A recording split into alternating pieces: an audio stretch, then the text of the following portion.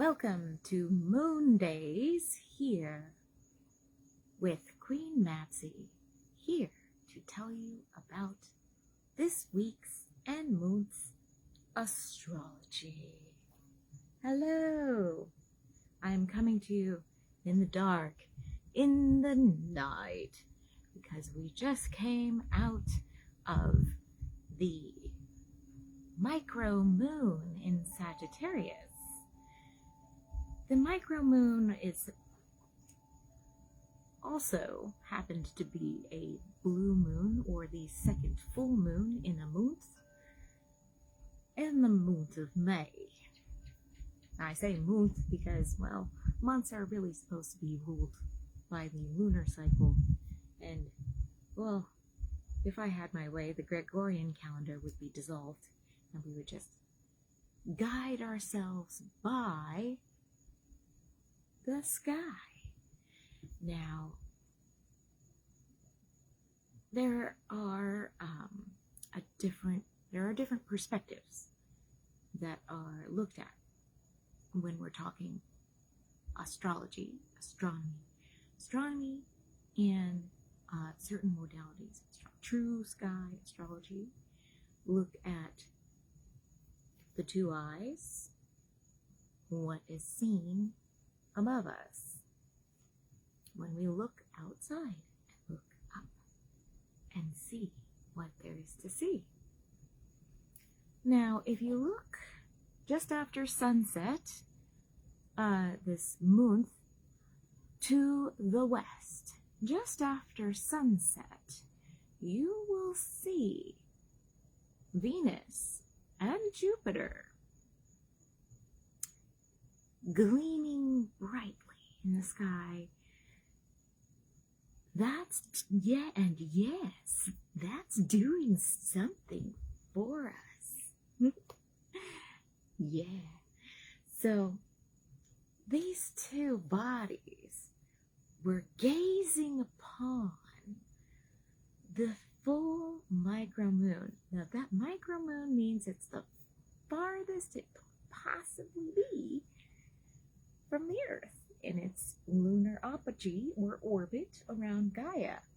Now, this point is called Lilith. Yes, as in the biblical Lilith, the one who was Adam's first wife in the Bible. And well, she didn't like not being equal, that she wasn't.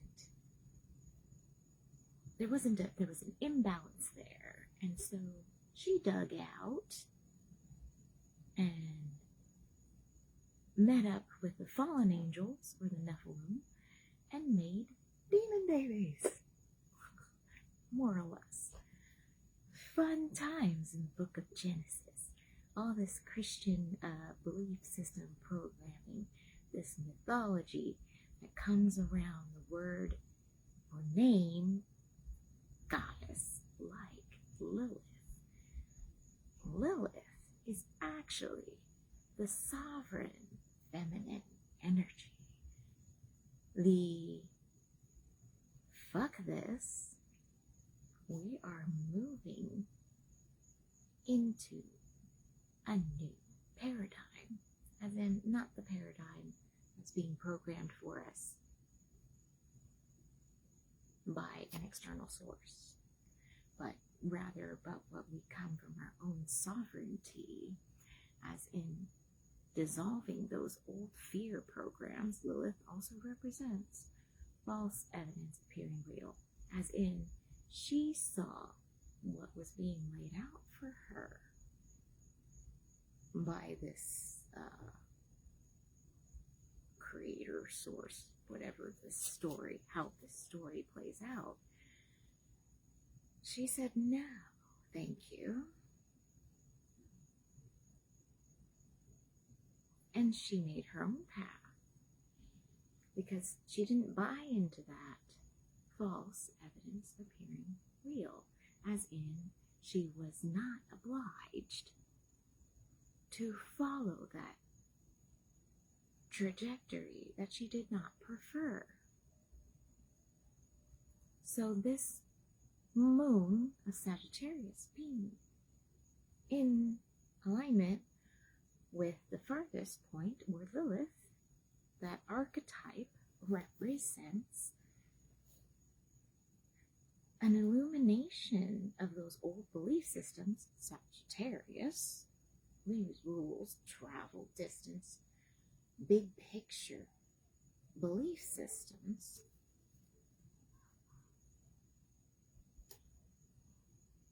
And Sag Moon is very funny. It doesn't take things too seriously. Sag Moon, Bugs Bunny is the epitome of a Sag Moon. Like, man, what's up, Doc? So, having humor in laughing, haha, in the face of darkness. Having the curiosity to open up to infinite possibilities when faced with challenges and thing one does not prefer. Because when you open up to curiosity, then more possibilities, infinite possibilities, solutions open up. So our hopes, Jupiter and Venus, what we love and value, were shining, beaming, pointing on this.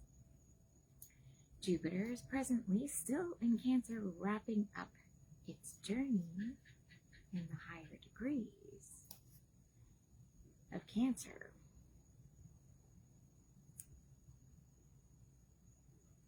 Working with our belonging with nurturing ourselves through our feelings. Cancer is a nurturer. It is the mother. It's represented by a crab with a hard outer shell that protects the soft inner core.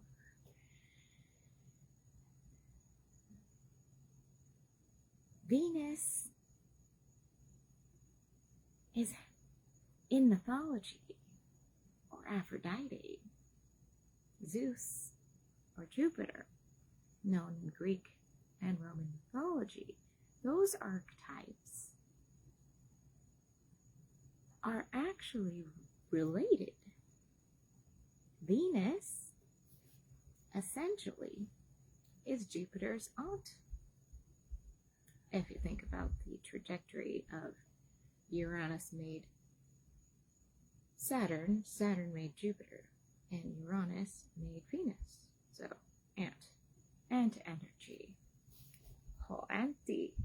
So, this nurturing father figure learned the nurturing from his auntie, from his kind, beautiful, luxuriously loving auntie. And she and he, these archetypes, are coming into an alignment or a conjunction in the sky, which you will visibly see, and you can visibly see in the western sky just a little bit, an hour after sunset, how they are glistening and beaming these codes that are emanating from within our cellular structures of our DNA programming that are currently being activated by the neutrinos that are being blasted from our solar sun. Ooh, the sprinklers are coming on. Yeah. So, water. Speaking of Q, Neptune. Neptune is in Aries with Saturn. Neptune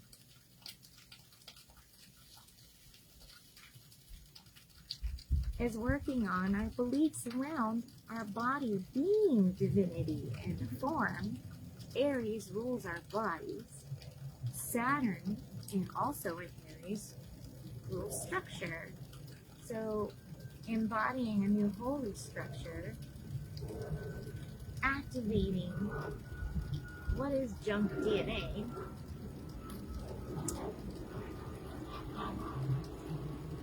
What is junk DNA? Is it junk? Or does it hold extra codes that are to be activated? These are questions.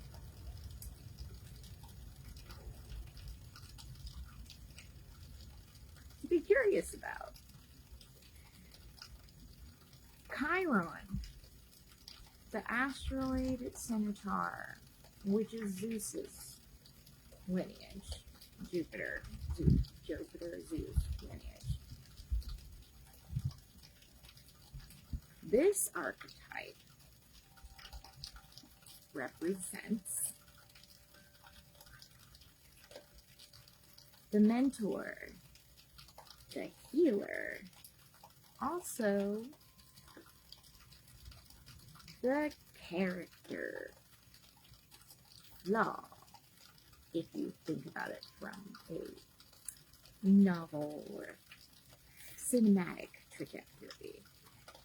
As in, each likable character in the story needs to have some sort of weakness or character flaw, which we want to get away from the perception of the word weak and remind ourselves that vulnerability is actually a strength.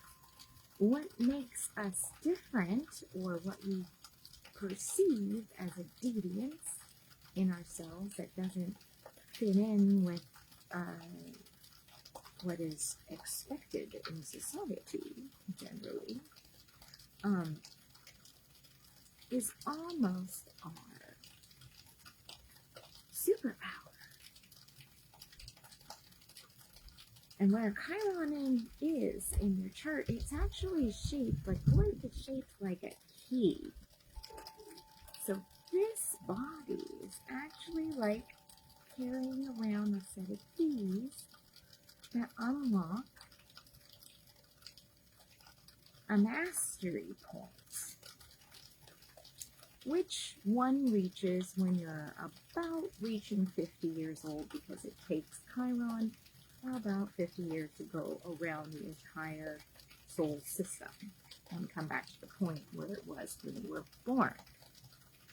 If you're curious about any of these bodies and where they are and how they are showing up for you in your natal chart and currently today, you can book a reading with me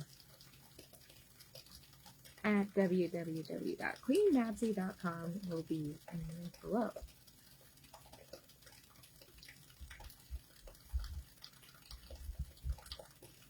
This is broadcast live on New Paradigm Healing Academy Facebook group. Now, folks are going to be watching this afterwards because in most of the continent of the United States and elsewhere, you're going to be asleep. So good morning on June 2nd when you see this.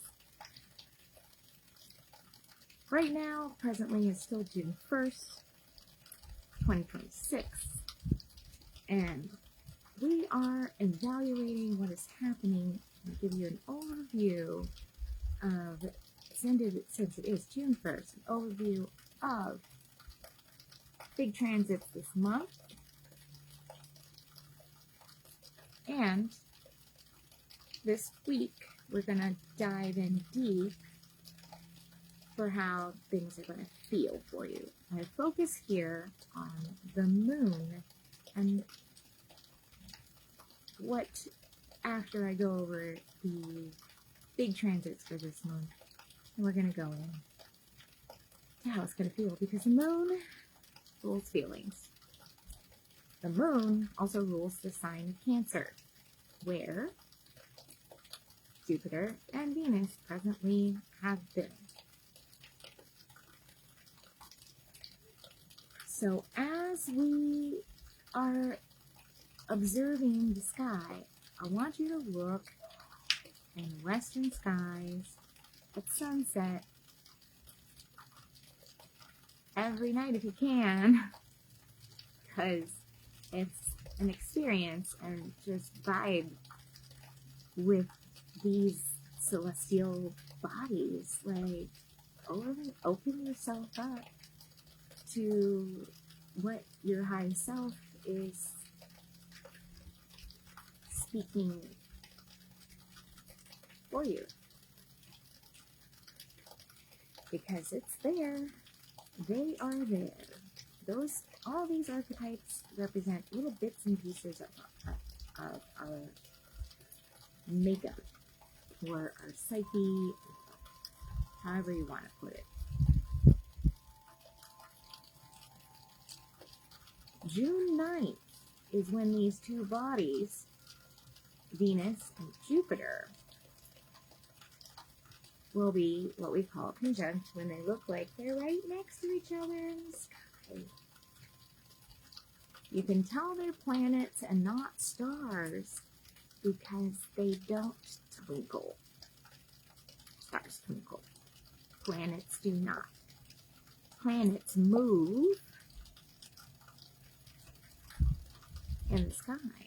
Stars are fixed. There's fixed stars, and then we orbit and things, The sky will change a little bit. Stars don't move. The planets move because they do move, but not to our human perception of. We have to use math to see the movements. Anyway, how do you feel when you look at these bodies? I want you to comment below if you do this experiment. How do you feel when you look at the planetary bodies in the sky? What do you feel? And note that.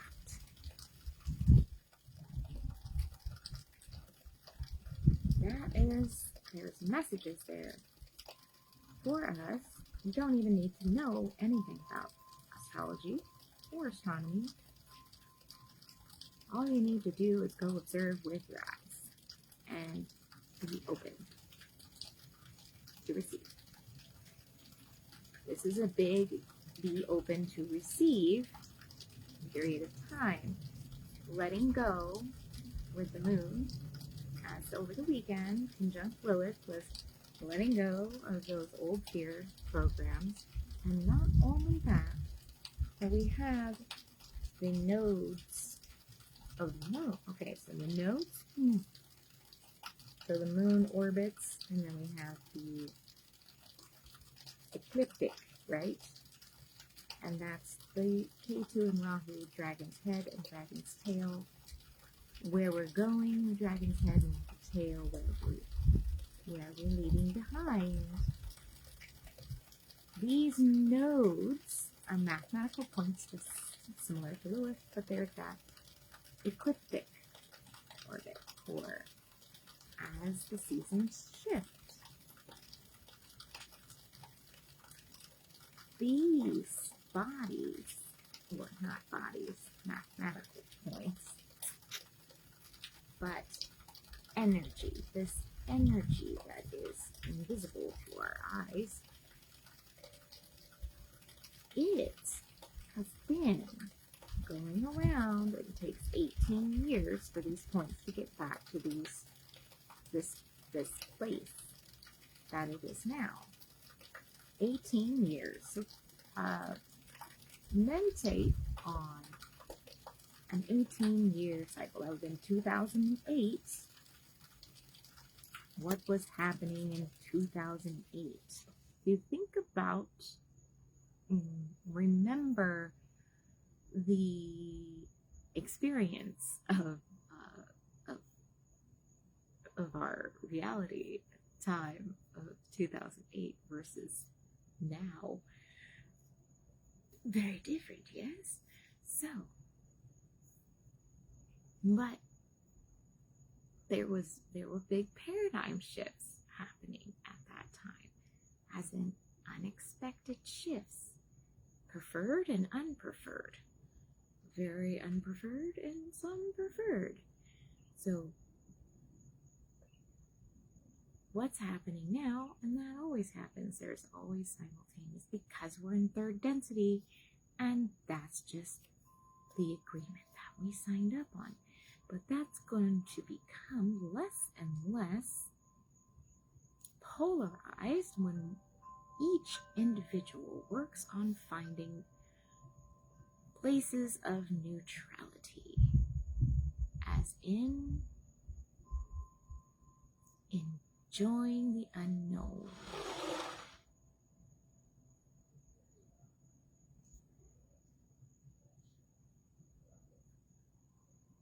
So,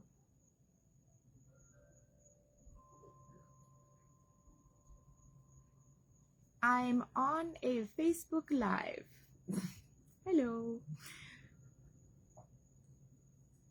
Good night, my child. Are you? I forgot my switch. Oh, okay. I'm not gonna walk on that because they might be. I can't even be up late at night and not have a live interrupted. Slugs stepping. Let's step in slugs. Yes, it's nighttime. You might step on a slug.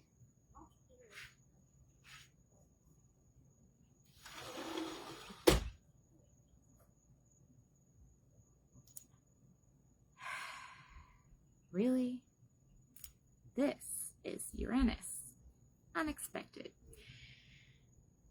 Uranus and Gemini expect the unexpected, especially when it comes to your children. Because Gemini rules kids. And they're going to definitely be completely unexpected. Joy. Now, see, and that is how you just deal with the unpreferred when it shows up, because what are you going to do about it? You're going to just let it ruin your Facebook Live? Of course not. You're going to roll with it, because that's what we do in the new paradigm. We with it and let the shifts happen. Let the shifts unfold and just work with it. And what was happening there was a pull on my energy. I set my boundary. I said, hey, I'm working. And boundary, of course, family is going to not remember said boundary until you remind them. And then they will just hold your space, pull it back in, and then get back to it. Exhibit A. That's what I'm talking about. Now, what was I saying? Yes, so 2008. It was a very different time. So here we are on the other end of an 18-year cycle of the North and South nodes, where they are as Virgo and Pisces. Virgo is where the South Node, or where we've been, re-knowing and releasing the old daily routines that don't serve. Because Virgo rules daily routines. And oh, let's see, what were my notes here? Oh, just for an extra creepy effect. Ah, that's right. We are working on deeper spiritual alignment. Because that's North Node in Pisces. We're working towards that trajectory since January of 2025, when the North and South nodes entered. Are you coming to bed soon? I'm not done yet. Oh. Okay. How much longer? I'm very much live on the internet, so probably 20 minutes. Okay. But just go to sleep.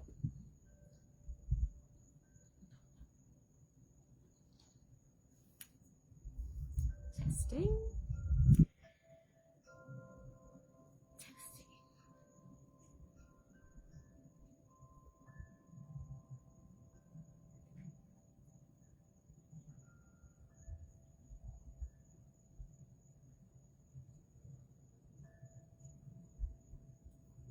Processing. And processing.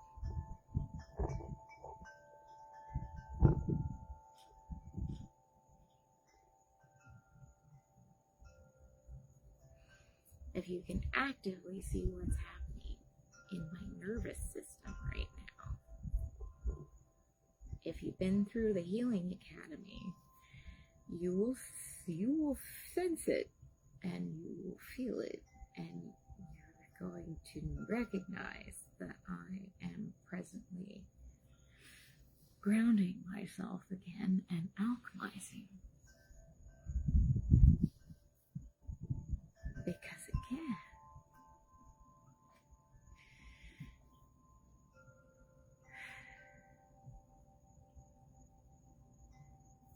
Cue moon. See, this is why my high self chose for me to not come on this time of night, because moon. All right.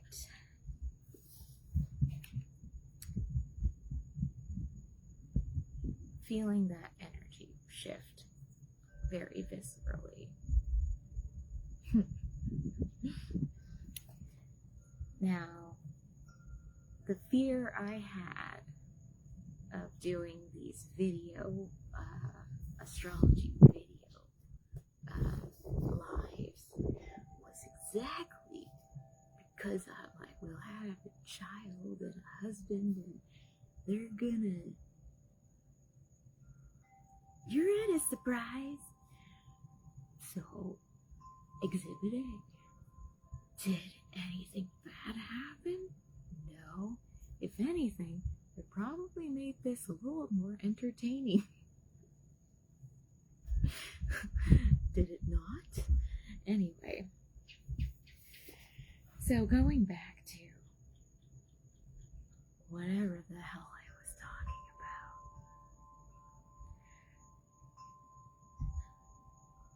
about. The notes. We've been dissolving our daily routines in this period of time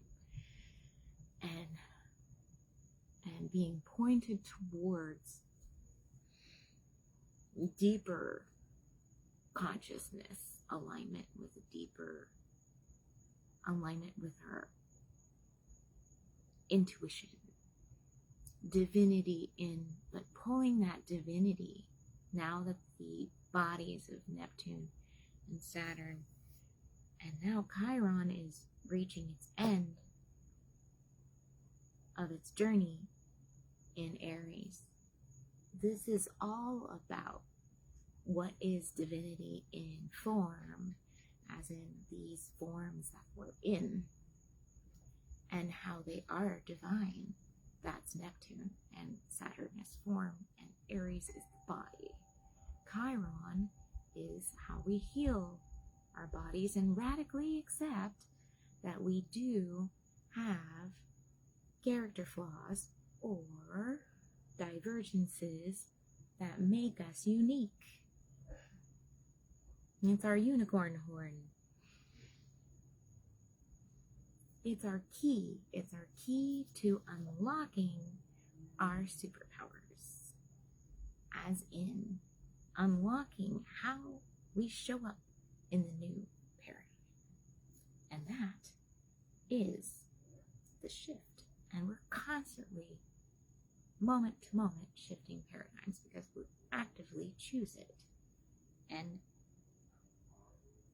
this is the time that we do some choosing that's completely different.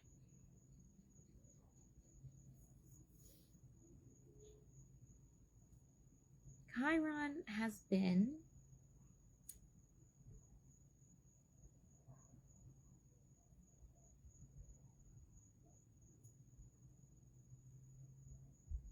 doing this for us and is going to be moving into Taurus on June 19th.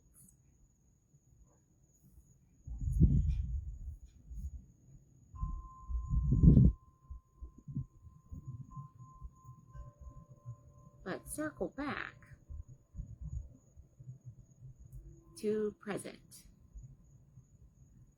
June 1st, 2026, MoonDaze. The shift today was planet Mercury leaving Gemini, its home. It rules Gemini into Cancer. Cancer, where Venus and Jupiter are. So Mercury has entered this party as well. Shortly after, Venus and Jupiter conjunct on June 9th, 2026. On June 13th, Venus will say adieu to Cancer and enter Leo.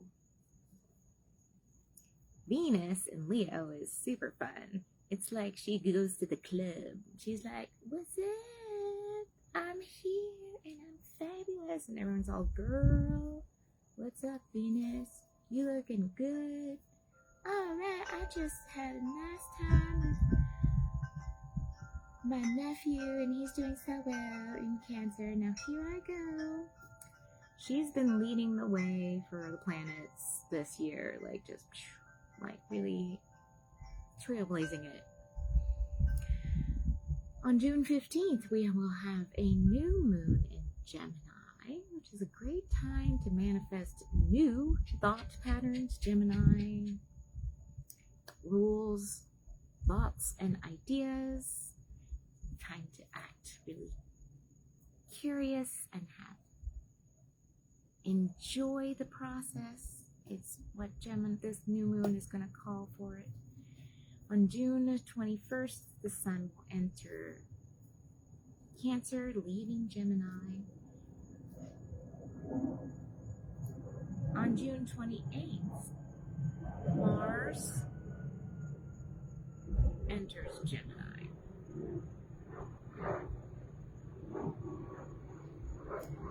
And on June 29th, Mercury is going to go retrograde, and we will have a full moon in the sign of Capricorn. That will be a CEO level shift of letting go. Like a boss. And on June 30th, Jupiter will leave its test room of the 29th degree of Cancer. And it will test us on how we've expanded our hopes around our nurturing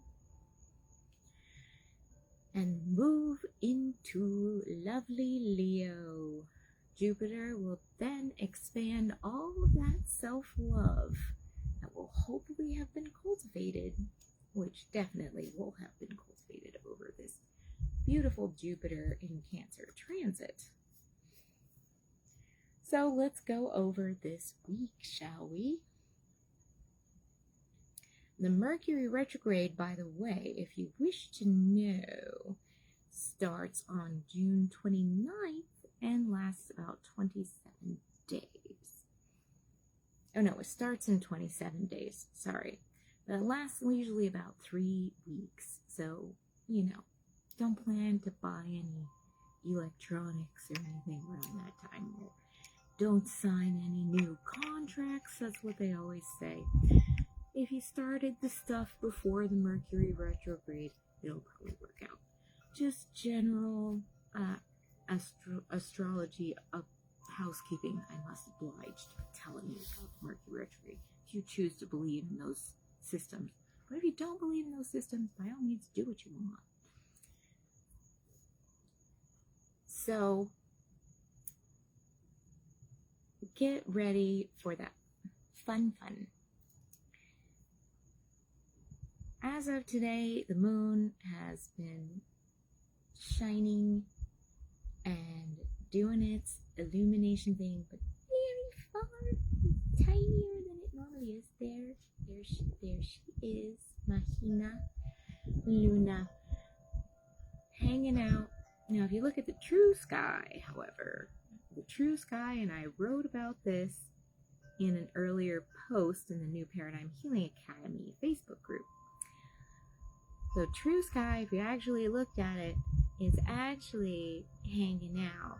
It was actually hanging out as of last night, conjunct the fixed star Antares or Hokulea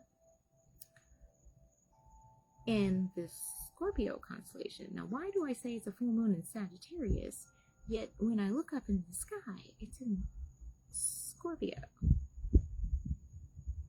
Well, Western tropical astrology is based off of the ecliptic or the seasons of the Earth, and that perspective, which things have shifted in reality or in what we perceive to be reality. So the sky trajectory has actually shifted, and that's what we see now versus what we read in the charts. However, in the interpretation, essentially means the same thing, which means let it go.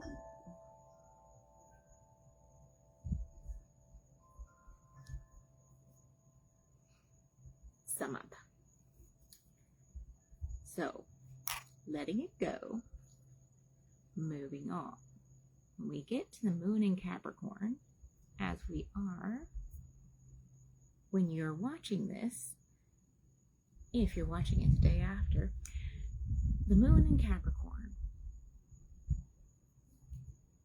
there'll be a hard shift felt, or a resistance rather, that we need to just pivot around. Like, okay, if somebody's not willing to, if their ego is getting in the way, then don't even bother. Like, you don't have time for that. You don't have time for that. You don't have time for the people who aren't shifting paradigms, okay? That you have your vibration and you're at that level and you can be here, they can be there, and then they'll figure it out. They'll raise themselves to your vibration if they are meant to be in our mind, in this reality. And chances are, if you're watching this, then you're in the preferred timeline. So, it is.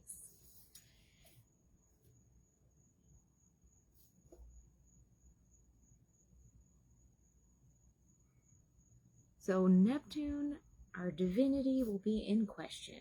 Like, is that what's divine for me? I don't feel that, so I'm just gonna pivot around that. I'm just gonna sidestep it, right? And then alternate timeline. And then if they want to be parallel, that's great.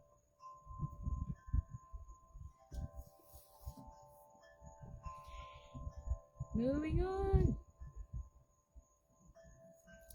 The moon will stay in Capricorn through Wednesday and into Thursday. We'll move in Thursday, Friday. We'll move into Aquarius, crossing over Pluto. Now, note, every time the moon crosses over Pluto, you will feel a shift in the collective feeling sphere.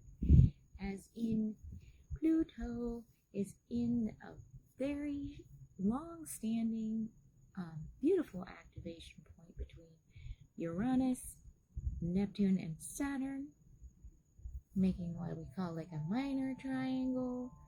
So they're basically having this intimacy, intimate conversation, intimate negotiation about the divinity in form, how the collective is transforming Pluto and Aquarius, and Uranus and Gemini, how we are re-innovating, electrifying our thought patterns into new,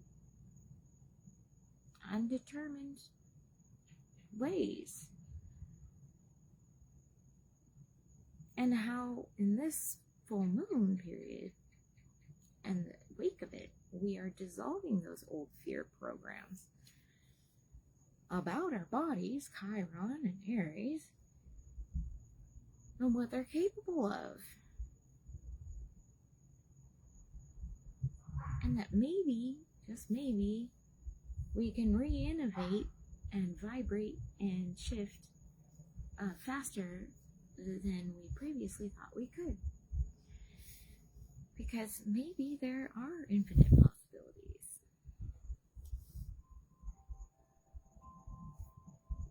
Maybe there just are. I don't know what's true. Friday, the moon will continue in Aquarius, giving us some distance from that Pluto crossing. Just know that you will be feeling the collective feelings very intensely if you are empathic when the moon goes through Aquarius, because you'll be feeling that transformation. The moon over Saturday and Sunday will then not be done with your feeling of the collective shift, because the moon will cross over the lunar nodes, the North Node in Pisces on Sunday. A very, very soul-filled day to release and self-nurture, because that'll be in a trine, harmonic aspect, the moon, and you'll see the crescent, and you'll probably feel that pull,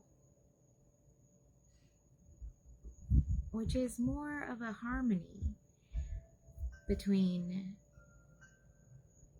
Mercury, our mind, and Cancer, hanging out with Venus and Jupiter, our values, and what we hope for in the sign of the nurturer,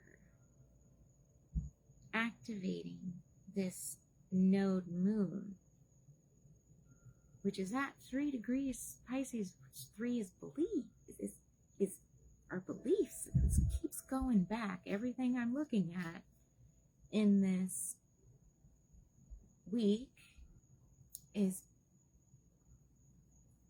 pointing and encouraging and supporting the reprogramming and the releasing of those old belief patterns that no longer serve, those daily routines, as we prepare to wrap up the last of the Chiron and Aries journey. Now, Chiron is just going to be going into Taurus, giving us a little taste of what it's going to be like when it's in Taurus for a longer period of time, which I will go into more in depth next time, because I need to go to sleep. Yes, so stay tuned for more information on the Chiron journey. As of today,